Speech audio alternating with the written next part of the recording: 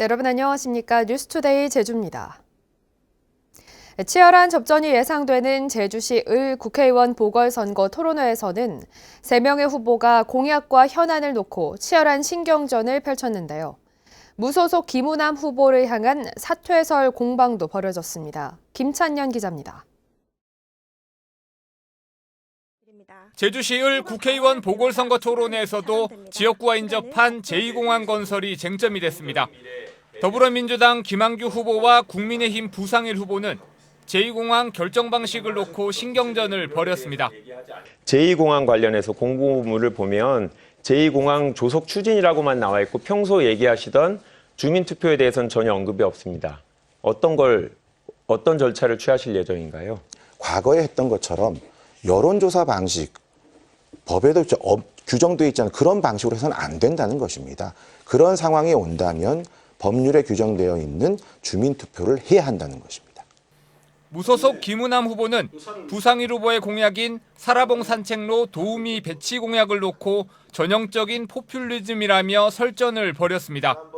지역구는 제주시 을이지만 그럼 1차 사람 농수 안 하면 제주시 을만 합니까? 그래서 지금 제시하는 공약이 너무 파퓰리즘에 좀 빠진 게 아닌가 하는 안타까움이 들어서 하는 말씀이고, 제가 지금 질문을 받고 깜짝 놀랐었습니다. 이게 아마 포퓰리즘의 그 의미를 잘못 알고 계셔서 안타깝습니다. 기조연설부터 민주당 김한규 후보를 향해 전략공천을 비판한 무소속 김우남 후보는 사퇴설 공방에 몰렸습니다. 우리 김우남 후보님께서 조만간 사퇴하는 방안을 고민하고 있다라는 소문이 돌고 있다고 합니다. 저도 어떤 경위에서 이런 소문이 나오는지 모르겠는데 혹시 후보님 사퇴를 고려하고 계신 게 맞는지 여쭤보고 싶습니다. 아이 김한규 후보처럼 무능한 후보고 경선을 하는데 네. 왜 제가 사퇴를 합니까? 그런 무책임한 발언, 이건 부상일 후보고 사퇴하라고 하고 나보고 사퇴하라고 하면 그러면 혼자 정치하겠다는 얘기입니까? 지금 말씀하신 건 김우남 후보의 사퇴설을 직접 들었다고 말씀하시는 거거든요. 그럼 그 누구에게 들었는지를 김우남 후보에게 밝혀야 된다고 생각합니다. 그걸 밝히지 않으면 지금 공개적인 자리에서 김우남 후보를 비방한 거와 똑같은 효과를 보고 있는 거예요. 현안과 공약, 지역감정 조장 발언 등을 놓고 공방을 벌인 후보들은 내일 제주 MBC 등 언론사사 초청 토론회에서 다시 한번 열띤 토론에 나섭니다. MBC 뉴스 김찬년입니다. 이번 지방선거에서는 비례대표 도의원이 역대 최다로 늘어나면서 어떤 정당이 얼마나 의석을 확보할지도 관심거리인데요. 더불어민주당과 국민의힘의 양당 구도 속에 군소 정당들도 총력전을 펼치고 있습니다. 송원일 기자가 보도합니다. 제주도 선거방송 토론위원회가 주관한 비례대표 도의원 후보자들의 토론회. 가장 큰 쟁점은 제주 제2공항 건설 논란이었습니다. 정당을 대표해 토론회에 참석한 후보들은 저마다 제2공항 찬반 갈등에 대한 해법을 제시했습니다. 충분한 수기 과정을 도민들과 함께 과정을 거쳐야 하고요. 주민 투표 같은 경우, 이런 중요한 이슈 같은 경우는 거기서 나온 결과를 가지고 제주 제2공항을 조속히 건설해 항공 수요를 분산하고 공항 복합 도시를 조성해 제2공항 건설의 시너지를 극대화하도록 하겠습니다. 그 많은 돈을 들어가면서 그리고 6개월 동안 수기 민주주의를 통해서 결정된 것입니다. 그거를 왜 엎으려고 하시는 겁니까? 이번 지방선거에서는 도의원 정수가 43명에서 45명으로 늘어나면서 비례대표도 7석에서 8석으로 늘었습니다. 비례대표 도의원 의석은 유권자들의 정당 투표로 배분되며 득표율이 최소 5% 이상 되는 정당만 대상입니다. 최근 제주 MBC 등 언론 사사 여론조사에서 나온 정당 지지도를 득표율이라고 가정할 경우 더불어민주당은 4석, 국민의힘 3석, 정의당은 1석을 얻을 수 있습니다. 거대 양당 구도가 뚜렷한 가운데 소수 정당들도 의석을 확보하려면 정당 투표에서 최소 10% 이상 득표해야 돼 비례대표 득표전도 치열해지고 있습니다. MBC 뉴스 송원일입니다. 교육의원 선거 격전지 후보들을 소개하고 주요 공약을 살펴보는 기획뉴스입니다.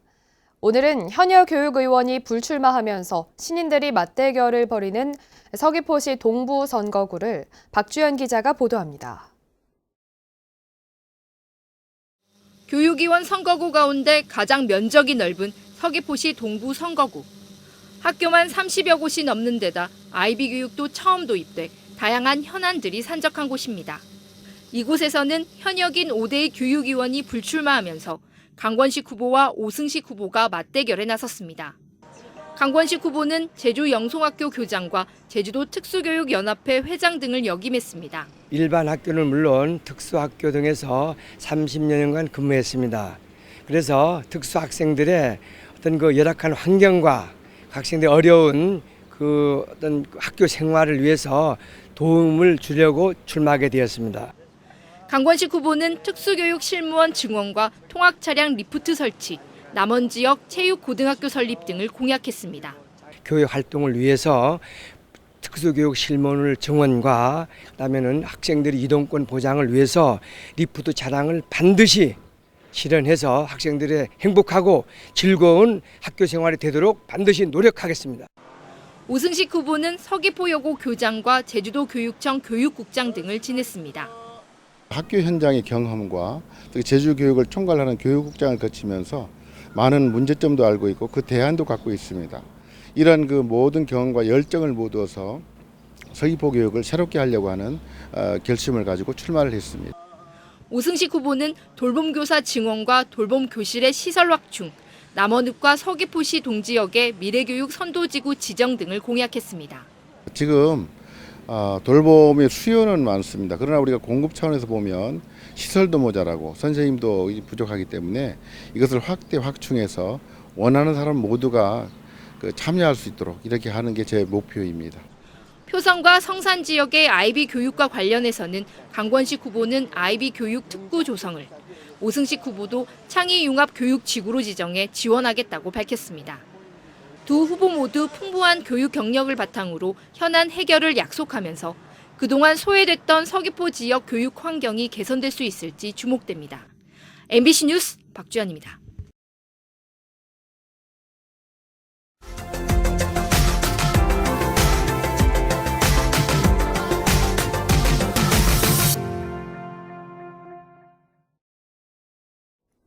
코로나19 상황이 나아지면서 요즘 홈쇼핑마다도 해외여행 상품 판매가 줄을 잇는 등 해외여행 수요가 높아졌는데요.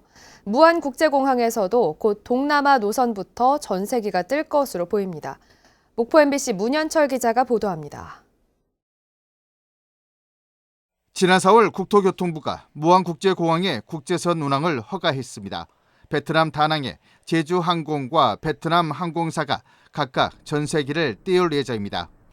이 밖에도 베트남 나트랑과 달락, 몽골 울란바토르 노선도 운항 허가를 전제로 여행 상품이 판매되고 있습니다.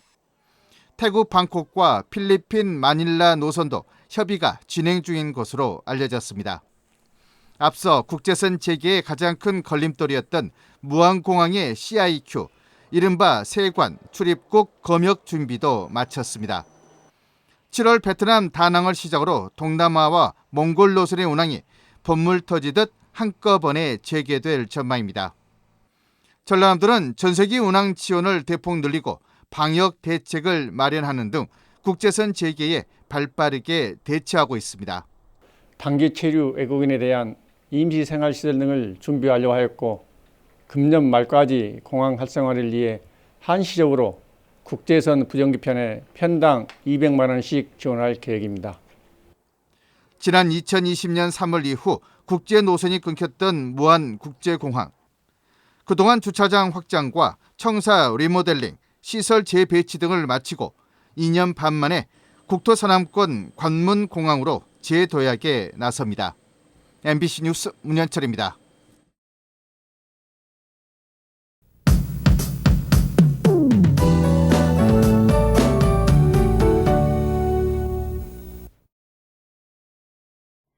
(5월이지만) 때이른 더위가 이어지고 있습니다. 고기압의 영향으로 연일 맑은 날씨가 이어지면서 강한 햇볕이 공기를 뜨겁게 달구기 때문인데요. 오늘도 자외선 지수 매우 높음 정도로 낮 시간대는 체감온도가 더 올라가겠습니다. 모자나 양산으로 자외선 차단 잘해주시기 바랍니다. 하늘 모습 보시면 제주 전 지역에서 맑은 날씨가 이어지겠고요. 오늘 시정도 길게 트여 있겠습니다. 미세먼지와 초미세먼지 농도 모두 좋음 정도로 공기도 깨끗하겠습니다. 아침부터 햇살이 기온을 끌어올리고 있는데요. 아침 현재 기온 보시면 남부 지역이 19도로 가장 높게 시작하고 있고요. 북부 지역 18도, 동부 지역 17도를 보이고 있습니다. 오늘 낮 최고 기온은 북부 지역이 26도까지 오르면서 가장 높겠습니다. 동부 지역 25도, 서부와 남부 지역 24도가 예상됩니다.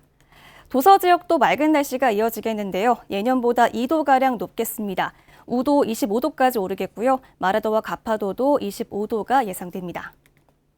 바다의 물결은 잔잔하게 일겠는데요. 제주도 남쪽 먼바다를 중심으로는 물결이 2.5m까지 비교적 높게 일겠습니다. 오늘 해상으로 안개가 짙게 끼는 곳이 있겠는데요. 해상교통 이용 시 안개 유의하시기 바랍니다. 내일은 북쪽에서 찬 공기가 내려오면서 더위가 잠시 주춤하겠습니다. 모레부터는 다시 더워지겠는데요. 일요일에는 비가 내릴 가능성도 있겠습니다. 기상정보였습니다. 제주 지역 레미콘 운송노조가 업무에 복귀하면서 42일 만에 정상화됐습니다. 제주도 레미콘 공업협동조합과 전국 레미콘 운송노조 제주 지부에 따르면 도내 22개 공장에서 레미콘 생산과 운송을 재개했습니다. 하지만 제주시와 서귀포시 업장 두 곳은 이번 사태로 피해가 크다며 운영을 중단해 일부 혼선이 빚어졌습니다. 레미콘 노사는 유류비 지원과 주말과 휴일 휴무제 도입 등에 합의했습니다. 제주시 화북동 곤일마을 청정지역을 만드는 대책위원회 등은 제주도 의회에서 기자회견을 열고 도의원 후보들이 레미콘 공장 설립에 대한 주민들의 의견을 제대로 반영하지 않고 있다고 지적했습니다. 이들은 지역구 도의원 후보들에게 보낸 질의서 답변을 공개하고 더불어민주당 강성희 후보는 공장 설립을 기정사실화하고 국민의힘 고경남 후보도 구체적인 해결 방안을 제시하지 못했다고 비판했습니다. 그제 오후 1시 반쯤 서귀포항 인근 해상에서 해양 보호생물종인 푸른바다 거북 한 마리가 발견됐습니다. 해경은 발견된 거북이 길이 55cm, 무게 30kg 정도로 탈진 증세를 보여 치료기관에 인계했다고 밝혔습니다.